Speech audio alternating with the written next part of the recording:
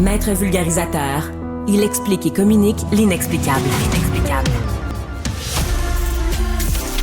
Mario Dumont. De la musique aux oreilles.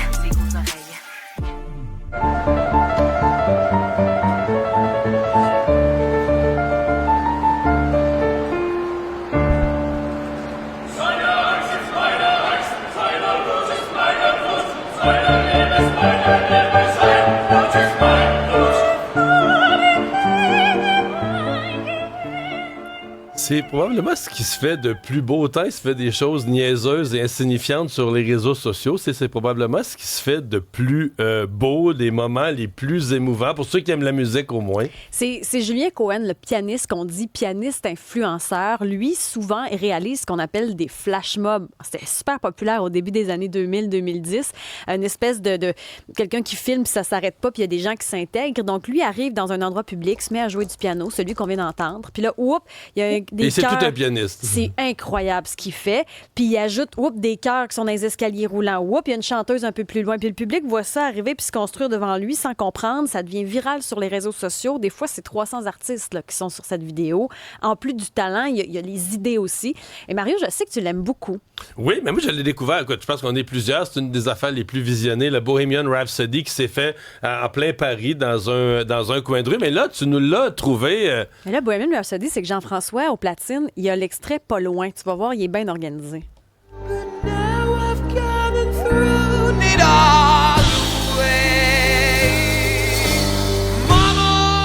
les gens qui voient pas les images, les chanteuses sortent d'un restaurant, il y a un gars qui arrive sur une carriole, il y en a qui chantent sur le le batteur balcon. était sous une couverte, il y a des gens qui chantent sur les balcons des appartements. Tout ça, de même, en surprise, alors que le public est autour et estomaqué. Et Julien Cohen, ce Français, est avec nous ce matin. Merci d'avoir accepté l'invitation. Bonjour. Bonjour, merci à vous de me recevoir. Vous avez des fans au Québec? Eh ben, je vois ça fait très plaisir. Mais ça a été quoi l'idée? Parce que vous avez un très grand talent, vous êtes pianiste à la base, mais ça a été quoi l'idée de créer ces vidéos virales-là qui doivent prendre des heures et des jours à planifier? Oui, c'est vrai que certaines, dont la Bohemian Rhapsody que vous venez de montrer, ça demande un peu de préparation. En fait, moi, je suis arrivé dans ce monde un peu de créer des vidéos pour les réseaux vraiment complètement par hasard. Je suis surtout un pianiste de base. Et puis, j'ai commencé un peu par hasard du coup, à faire ces vidéos-là. Et je me suis vraiment pris au jeu le fait de raconter une histoire qui puisse correspondre à la musique avec justement les arrivées des différents musiciens qui vont correspondre au moment en fait, où ils commencent à jouer dans le morceau. Et puis, parfois, faire des arrangements musicaux qui correspondent aussi aux arrivées des musiciens.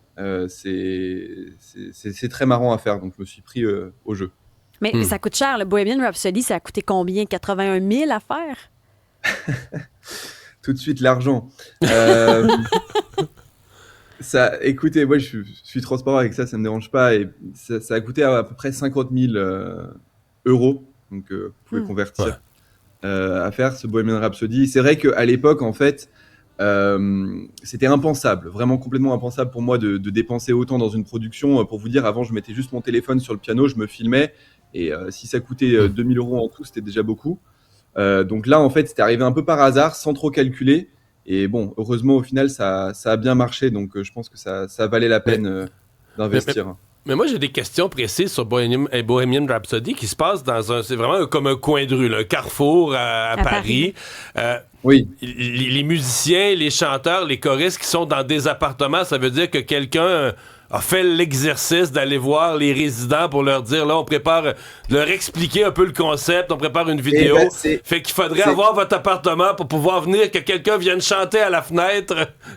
C'est exactement ça, et pour tout vous dire, c'est principalement moi qui suis allé toquer chez les gens. Puis les gens disaient quoi? Spontanément, là, on dit, ben là, à telle date, telle heure, on viendrait chez vous, puis quelqu'un chanterait à la fenêtre. Oui, c'est un peu bizarre comme demande à faire. Donc au début, certains sont assez surpris au début, parfois un peu méfiants, ce qui est normal, on n'a pas l'habitude, surtout à Paris, vous savez, qu'on vienne toquer à la porte. En fait, à Paris, on ne peut même pas rentrer dans un immeuble, il faut un code, donc on ne peut même pas sonner ou quoi. Et donc, je me retrouvais à même attendre que les gens passent et puis leur dire, bon, excusez-moi, je peux rentrer avec vous, leur expliquer un peu ce que je faisais. Mais en fait, assez rapidement, quand je pouvais expliquer l'idée de ce que je voulais créer, la plupart des gens étaient très très partants. Et on jouait vraiment le jeu de participer, de nous ouvrir leurs appartements, leurs fenêtres, etc. Mais ça se passe comment sur place? Le public, c'est du vrai public? Les gens vivent Ouais. ça, reçoivent ça comment? Les passants, les touristes, eux, ils sont pas dans le coup, là. Non, non, justement. Eux, ils ont, je crois que c'était un jeudi de juillet, normal, à Paris, pas mal de touristes forcément. Puis aussi des gens du quartier, ça c'est un quartier très sympa à Paris, dans le 5e, où il y a plein de cafés, de bars, etc. Et c'est tout l'intérêt un peu, c'est que les gens ne s'y attendent pas du tout, et du coup, leurs réactions à ça sont très pures finalement. Non, c'est ça. Donc, les réactions du public, elles sont leur étonnement est réel. Question sur... Parce que ça, là, on parle des grosses... On a fait une aussi pour le temps de Noël, là, mais des grosses productions. Mais vous faites autre chose aussi. Par exemple, des fois, vous êtes juste au piano dans un lieu commercial, un centre commercial, un aéroport. Et là, il arrive des virtuoses, jeunes violonistes, chanteurs, chanteuses, parfois même des enfants assez jeunes. Ouais. Eux, est-ce qu'ils sont, comment on dit, est-ce qu'ils sont arrangés ou est-ce que parfois, vraiment, il vous arrive de vrais talents spontanés que vous n'auriez pas vu venir comme ça? Bah, pour tout vous dire, quand il arrive des vrais talents spontanés, la caméra, elle tourne souvent pas. Et donc, on l'a vidéo, ça m'est arrivé. OK. Donc, pour être sûr d'avoir la caméra allumée, on prépare un peu en avance. OK. OK. Mais moi, ce que je trouve beau de ça, parce que c'est vrai, il y a les artistes, bon, les vidéos un peu plus, qu'on va dire, stagées ou les flash mobs qui prennent du temps, mais qui créent un moment unique. Mais ce que je trouve aussi par-dessus tout, c'est qu'à la base, vous êtes un pianiste classique. Donc, ça met, je trouve, au goût du jour la musique classique et peut-être intéresse un public qui n'irait pas dans les salles. C'est comme j'ai l'impression que vous participez à démocratiser la musique classique. Est-ce que vous sentez ça? Oui, j'essaye en tout cas. C'est vrai que moi, je viens du monde classique, j'adore ça. Et je trouve ça peut-être un peu dommage qu'il n'y ait pas plus de monde qui soit exposé à ça. Je pense que c'est une question un peu de mode, etc. La musique classique n'est pas très à la mode en ce moment. Et donc forcément, si c'est amené un peu différemment sur les réseaux sociaux, avec un peu des petites histoires qu'on raconte des gens, des réactions, etc., ça permet peut-être de faire entendre la musique classique à beaucoup plus de gens qui ne l'entendraient pas normalement. Et donc, Mais le sentez-vous ça en fait concert, plaisir. ça, la différence? Depuis que vous êtes une vedette des réseaux sociaux, est-ce que vous le sentez, la différence dans les salles? Oui, mais en tout cas, il y a des gens qui disent qu'ils avaient jamais entendu, par exemple, un chanteur d'opéra. Vraiment, ils se rendaient pas compte forcément de la puissance, par exemple, de la voix humaine non amplifiée, ou même des pianos live. Hein. Il y a toujours des gens qui entendent les instruments acoustiques live pour la première fois, et je pense que ça fait un effet assez fort. Vous êtes à combien? Parce que je regarde les vidéos, là, je suis sur votre compte YouTube seulement, parce qu'il y a des autres réseaux sociaux, mais on compte en dizaines de millions les visionnements. Là, c'est absolument phénoménal. Oui, vous avez fait oui, le compte total, là, tous réseaux sociaux confondus, combien de visionnements? je pense qu'on est sur proche de 10 milliards si on additionne vraiment tout. Par exemple, Bohemian Rhapsody, on est proche de 1 milliard. Juste cette vidéo-là. Et puis pareil, celle des illuminations de Noël du Faubourg Saint-Honoré, à peu près 1 milliard aussi, ouais. Il y a Sylvain sur notre messagerie texte qui nous dit « On en parle partout dans le monde. J'ai été dans 6 pays en 2025 et on entendait parler de Julien Cohen. François qui nous dit « Il y a une différence entre écouter la musique puis l'entendre. C'est comme si ça nous permet de plonger dans cet univers-là. » Mais moi, il y a quelque chose qui me fascine. Quand vous êtes musicien, chanteur, comment vous faites pour vous entendre comme ça sur une grande place publique puis que les harmonies faussent pas? Ouais, c'est une très très bonne question. On doit avoir pas mal de petits stratagèmes pour s'entendre entre nous, parce que forcément c'est la base. Si on veut jouer ensemble, il faut déjà qu'on s'entende les uns les autres. Donc voilà, c'est un peu plus facile sur une scène traditionnelle où on a tout qui est bien fait, on a des oreillettes, on a des retours, chacun a ses retours, etc. Là, on doit un peu plus improviser, un peu plus se laisser aller aussi, faire confiance, se dire bon, bah, j'entends pas très bien, mais moi je vais suivre le rythme. Et puis lui aussi, et puis avec un peu de chance, on va rester ensemble. Il Voilà. n'y a rien d'électrique, des écouteurs dans les oreilles, des choses qui pourraient vous aider à entendre la partition des autres? Si, bien sûr, selon les fois, on est obligé parfois, quand on est très loin les uns des autres, d'avoir un peu des systèmes pour être guidé et avoir des écouteurs pour s'entendre. Est-ce que vous les pratiquez, revenons à Bohemian Rhapsody, avant de le faire là, avec les certains chanteurs dans les appartements, puis le chanteur principal sur une calèche, est-ce que vous l'avez fait simplement dans une salle à la régulière, tous côte à côte, pour le répéter plusieurs fois? Non. Non? Non. On n'a pas eu l'occasion. Vous plongez sans filet. Aïe, aïe. Tous ensemble. Donc, chacun a préparé un peu de son côté.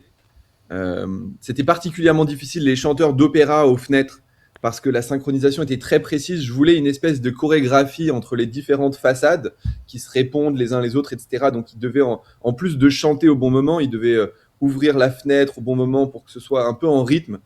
Donc ça, on leur a expliqué, mais on n'a pas pu vraiment le répéter forcément avant. Et vous n'avez pas de deuxième chance, là. Si ça foire ou si quelqu'un se trompe, je veux dire, on peut rien faire, dans le sens que l'effet de surprise, il peut juste être une seule fois, là. Oui, c'est ça, l'effet de surprise. Mais après, bon, comment dire, même si on se trompe, c'est pas grave, en fait, ça fait vraiment partie de ça. Et les gens qui sont là, ils s'attendent tellement à rien, en fait, que déjà, tout ce qui arrive, ils vont pas à la fin dire « Ah oui, non, mais là, il y avait une fausse note. Puis souvent, les gens ne l'entendent pas toujours non plus de toute manière. Mais c'est quoi la suite pour vous en 2026? Est-ce que ce sera de faire d'autres vidéos comme ceux-là? C'est quoi vos visées là, pour la suite, votre horizon? La barre est haute, là. Oui, c'est vrai que c'était pas mal cette vidéo-là. C'est pas facile de refaire aussi bien. Je vais essayer. Hein. Déjà là, à la fin de l'année, du coup pour les illuminations de Noël, j'ai fait quelque chose de Le Carol vraiment of the Bells. beaucoup plus gros en envergure, avec 300 musiciens, artistes, danseurs, etc. Dont certaines vidéos sont sorties, mais d'autres pas encore. Donc dans les mois qui viennent, là, il va y avoir 2-3 vidéos assez sympas qui vont sortir.